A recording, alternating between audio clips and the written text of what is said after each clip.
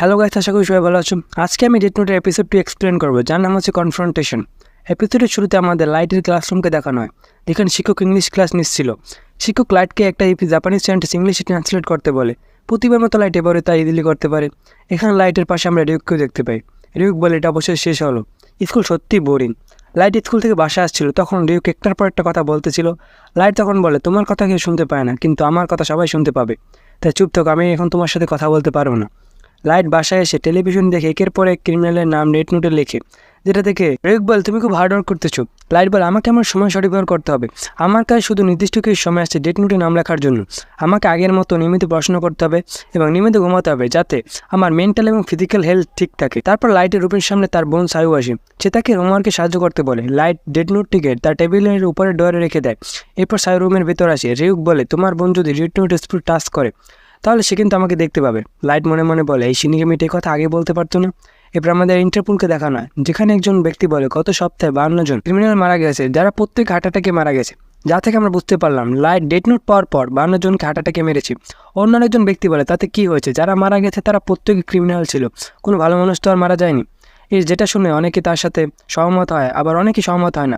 এখানে আমরা বিভিন্ন দেশের পুলিশদের দেখতে পাই। এখানে সবাই একজন আরেকজনের সাথে কথা বলে যে এই ক্ষেত্রে এতগুলো মানুষ হার্ট অ্যাটাকে মারা কীভাবে যায়, তো আবার সবাই ক্রিমিনাল, এটা কি মারা নাকি কোইন্সিডেন্স। ইনি সবাই কনফিউজ। তখন একজন ব্যক্তি উঠে দাঁড়িয়ে সবাইকে বলে কথা বন্ধ করতে এবং বলে, এবার এই কেসটা আমাদের এলকে দিতে হবে। এল একমাত্র পারবে এই কেস সমাধান করতে। সবাই শুনে নিজেদের মধ্যে কথা বলা শুরু করে যে কেউ এলকে চেনে না, কেউ তার সম্পর্কে জানে না, সে কোথায় থাকে, তাহলে কেউ তার সাথে যোগাযোগ করা যাবে। তখন একজন জুনিয়র তার চিফকে জিজ্ঞাসা করে এলকে। চিফ বলে, এল হচ্ছে ইন্টারপোলের ট্রাম কার্ড। আজ পর্যন্ত অনেক জটিল থেকে জটিল কেস এল সমাধান করেছে। সবাই যখন একজন আরেকজনের সাথে কথা বলছিল, তখন একজন ব্যক্তি আসে। সে বলে, এল অলরেডি এই কেসের তদন্ত শুরু করে দিয়েছে। সে আরও বলে, সবাই চুপ থাকো, এল কিছু কথা বলবে। তখন স্ক্রিনের উপর এল চিহ্ন ওঠে এবং নয়যুক্ত আওয়াজে এল কথা বলে। সে এই কেসের সম্পর্কে তথ্য দেয়। সে ইন্টারপোলের জাপানিজ ব্রাঞ্চের সাথে কাজ করতে চায়। জাপানিজ ব্রাঞ্চও তখন জিজ্ঞাসা করে কেন। এল বলে, খুব শীঘ্রই আমি তোমাদের তার কারণ দেখিয়ে দেবো। অন্যদিকে একটা পুরনো বাড়িতে লাইটকে দেখানো হয়। সে ডেথ নোট লুকানোর জন্য একটা ট্র্যাপ তৈরি করেছিল। যখন সে ঘরে আসে, তখন রিউককে ডোরের সম্পর্কে বুঝিয়ে বলে, এখানে ডোরটি চাবির সাহায্যে ওপরে খুলতে হবে, যেটা লুকানো থাকবে। যদি কেউ চাবি দিয়ে ডোরটি ওপেন করে, তাহলে সেখানে একটা সাধারণ নোটবুক দেখবে। যা দেখে সে ভাববে এই নোটবুকটি লুকানোর জন্য এখানে কি ব্যবহার করতে হবে ওপেন করার জন্য, তাই সে আর বেশি খোঁজ করবে না। রিউক বলে, তাহলে ডেথ নোট কোথায়। লাইট দেখায় ওই ডোরের দুটি পার্ট। প্রথম পার্টে সাধারণ নোটবুকটি এবং দ্বিতীয় পার্টে ডেথ নোট থাকবে। দ্বিতীয় পার্ট খোলার জন্য বল পয়েন্ট পেনের রিফিল ব্যবহার করতে হয়।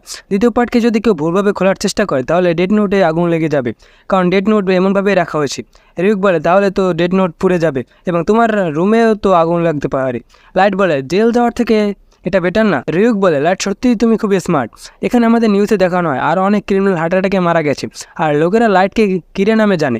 অনেক লোক কিরের কাজকে সাপোর্ট করে, কিন্তু নিউজ রিপোর্টে অথরিটি এখনও বলে এগুলো কোইন্সিডেন্স, এটা কোনো কিরে নামের কেউ করেনি।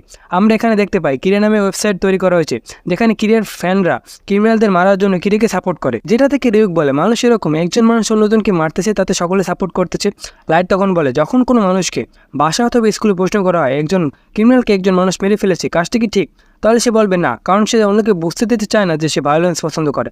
এখানে সে তার মনের ভাব সম্পূর্ণ প্রকাশ করতে পারে না, কারণ সে ভাবে ওর লোকজন তাকে নিয়ে কী ভাববে। কিন্তু যখন অনলাইনে আসে, তখন সে তার মনের ভাব সম্পূর্ণ প্রকাশ করতে পারে, কারণ এখানে যে কেউ তার পরিচয় লুকাতে পারে। যারা কোনো খারাপ কাজ করেনি তারা কিরের কাজকে সাপোর্ট করে, আর যারা কোনো খারাপ কাজ করেছে তারা ভয়ে ভয়ে জীবন কাটাচ্ছে।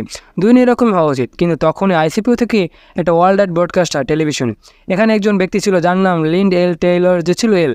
এখানে এল সবার সামনে এসে পড়ে। এখানে জাপানিজ ব্রাঞ্চের কয়েকজনের নাম জেনে নিই, যেমন মাতসুরা এবং চিপ।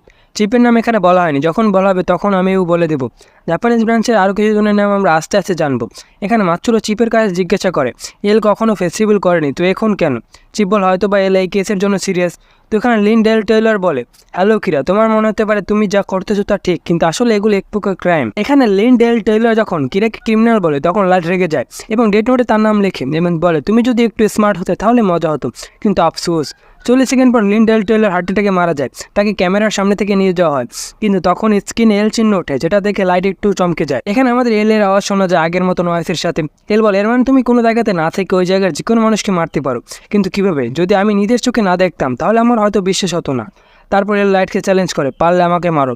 যেহেতু এখানে লাইভ ব্রডকাস্ট চলছিল, তো সাধারণ লোকেরা বলে কিরা ভার্সেস এল হচ্ছে, কিরার সাপোর্টাররা বলে এলকে মেরে ফেলো কিরা, কিন্তু লাইট কিছুই করতে পারে না, কারণ লাইট কাউকে তার নাম এবং ছবি ছাড়া মারতে পারে না। এল বলে তুমি তো আমাকে একটা ভালো হিন্ট দিয়ে দিলে, তোমার উদ্দেশ্যে বলে দিই যদিও বা ব্রডকাস্টের শুরুতে আমরা বলেছিলাম এটা ওয়ার্ল্ড ওয়াইড, কিন্তু আসলে এই ব্রডকাস্টটা শুধুমাত্র জাপানের কান্ট্রি রিজনে চলছিল, তার মানে তুমি কান্ট্রি রিজনে আছো।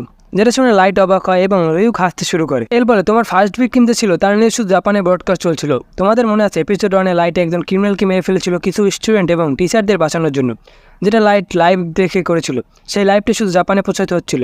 এল বলে তুমি সত্যিই খুবই লাকি, কারণ কান্ট্রি রিজনে অনেক লোক বাস করে, তাই তোমাকে খুঁজে পেতে কষ্ট হবে, কিন্তু চিন্তা করো না, আমি তোমাকে খুঁজে নেব। এসব কথা জাপানিজ ব্রাঞ্চটা শুনে বলতে শুরু করে এল সত্যিই জিনিয়াস, এবং তারা সবাই খুশি হয়। এখানে লাইট বলে আমি তোমার চ্যালেঞ্জ অ্যাকসেপ্ট করলাম। তারা দুজন একসাথে বলে আমি তোমায় খুঁজে বের করবো এবং শেষ করে দেবো, আই এম জাস্টিস। রিউকি সব দেখে খুব মজা পায় আর বলে মানুষ সত্যি ইন্টারেস্টিং। আর এরই সাথে এপিসোড 2 শেষ হয়। এপিসোড 3-এর জন্য চ্যানেলটি সাবস্ক্রাইব করুন, ভিডিওটা ভালো লাগলে অবশ্যই একটা লাইক করুন। তো গুড বাই এভরিওয়ান।